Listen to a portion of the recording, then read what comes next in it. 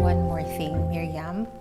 Pwede rin na may kumausap sa'yo online na hindi mo kakilala. So, pwedeng magpanggap sila na bata din kagaya mo, tas gusto nilang makipagkaibigan. Pero, hindi natin alam kung ano talaga ang gusto nilang gawin. Kaya ang suggestion ko, it's best not to engage and do not talk to strangers online. Okay po, tita.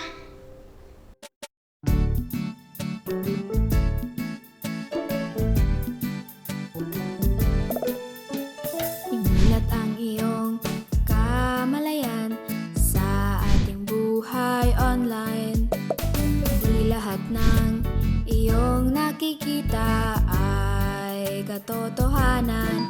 Maging mapanuri ka at mapagmatyag, lawakan ang isipan sa tunay na impormasyon, balita at mga post sa social media, website o chatbox.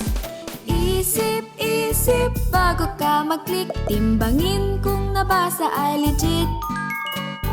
Teka muna bago ka mag-tap, siguruhin mong hindi ka mahahack. Kilos, laging tandaan na may tamang oras para sa lahat.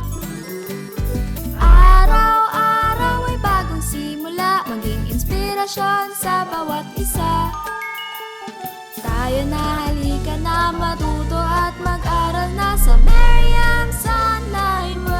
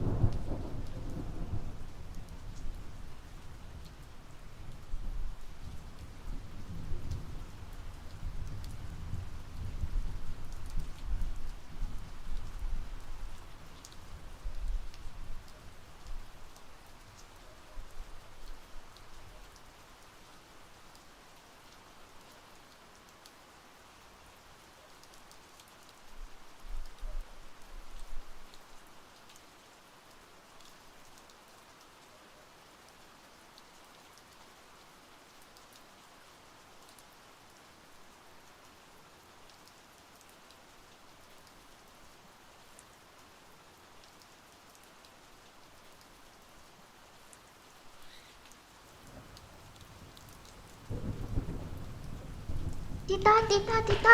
Tita Em, did you also see this? Wala daw pong pasok. Talaga?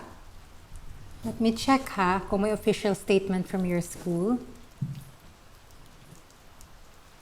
Sa tingin ko, kung ano man yung nakita mo kanina, it's tricking us to believe dahil may nakalagay na news. And it may sound true dahil kanina pa umuulan at parang may bagyo. At pwedeng yun ang dahilan kaya mag-suspend ang class. At pwede na yung mga bata na ayaw pumasok ay yun ang gustong paniwalaan. Pero naalala mo yung sinabi ko sa'yo the other day? Huwag basta-basta mag-share or mag-post. Alamin muna kung sino ang gumawa at gusto niya po nakita yung impormasyon.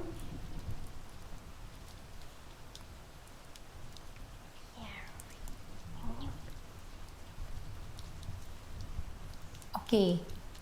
Para maging sure tayo kung papaniwalaan ba natin yung balita na nakita natin o hindi, we need to see it for ourselves. Okay? Come. Halimbawa,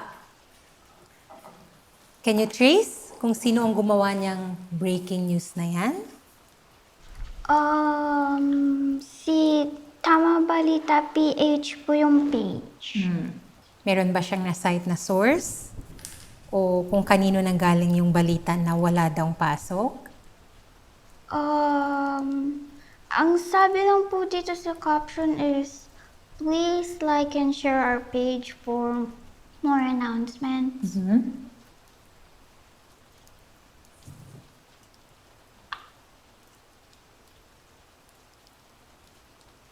Wala naman po nakalagay kung sino po yung nagsabi na suspended po yung classes. Noong nasuspended po yung classes namin, yung principal po at saka yung mismong mayor po yung nagsabi sa amin na suspended daw po yung classes. This time, wala naman pong announcement from our school and sa City Hall. So, hindi po totoo yung news, yung nakita ko po kanina. Tama ka dyan. Pwede rin nating i-check sa credible news networks kung nireport din ba nila ang news na yan.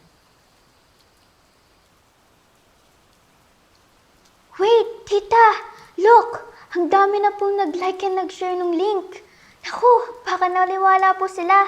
Ang bilis talaga kumalat ng fake news, lalo na sa mga social media users na ang gusto lang nilang paniwalaan ay yung kaparehas nilang mag-isip. Re-replyan ko po yung nag-send po sa akin ng link na hindi po totoo yung news. Okay lang po ba yun? Yes, tama yan. In fact, yun ang dapat gawin para hindi na kumalat ang fake news. Gawin din po ba natin yung report? Yung ginawa po natin kay Marjun nung na-cyberbully po siya? Go! Galing nga! Naalala mo pa yon? Sige, report mo na.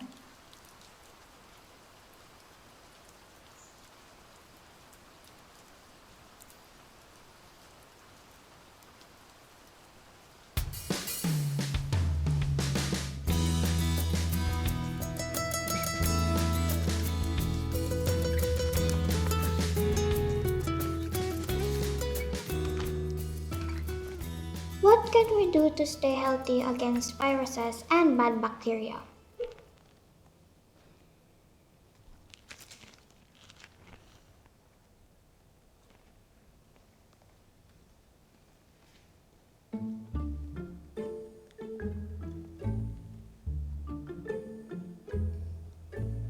Vinegar? Pwede ba yun? Teka, check ko nga sa ibang sites kung anong sinasabi nila tungkol sa vinegar.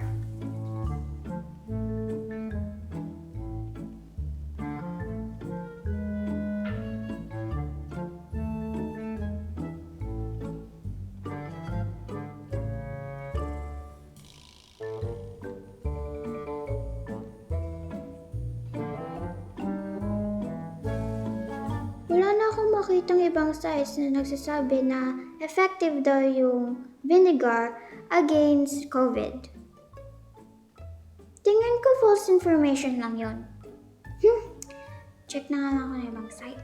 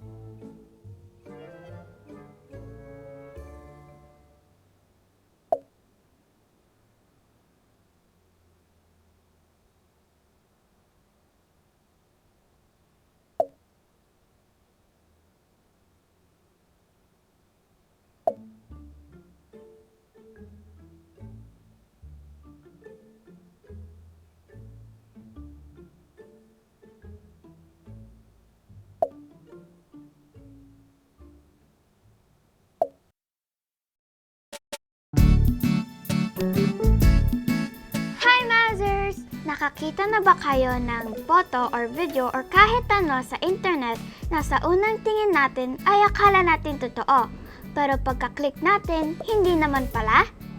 Marami rin tayong pwedeng makita ng mga balita tungkol sa iba't ibang mga bagay. But always remember, some of them might not be true. Ibig sabihin, huwag basta-bastang paniwalaan ang mga ito kahit na ang nag-share nito ay ang mga kaibigan natin, kamag-anak, favorite vloggers, o kung sino pang fina-follow natin sa social media. Kapag tayo ay naghahanap ng balita o impormasyon sa internet, narito ang ilan sa mga pwede nating gawin. Una, alamin natin kung saan o kanino galing ang impormasyon. Isipin natin kung ito ba ay mapagkakatiwalaan. Pangalawa, kung sa tingin natin ay hindi mapagkakatiwalaan, maghanap tayo ng ibang sources o references gaya ng ibang websites. Mas maganda kung higit sa isa ang gagamitin nating source. That's right, Mousers! At pangatlo, basahin at i-double check natin kung ang impormasyon ay totoo bago natin ito i-share sa iba. Tandaan din na pwede tayo mag-report ng maling impormasyon o balita lalo na kung hindi natin ito ma-verify. Maaring gawa-gawa lamang ito at hindi dapat natin paniwalaan o mas okay na hindi na to mabasa o makita ng iba. Let's be smart and safe, Mousers! At laging tatandaan, lamang ang may alam at may pakialam. Paalam, Mousers! Hanggang sa muli! Imulat ang iyong kamalayan sa ating buhay online. Hindi lahat ng iyong nakikita ay katotohanan. Maging mapanuri ka at mapagmatyag, lawakan ang isipan sa tunay na impormasyon, balita at mga post sa social media, website o chat box. Isip bago ka mag-click, timbangin kung nabasa ay legit. Teka muna bago ka mag-tap, siguruhin mong hindi ka mahahack. Kilos, laging tandaan na may tamang oras para sa lahat. Araw-araw ay bagong simula, maging inspirasyon sa bawat isa. Tayo na halika na matuto at mag-aral na sa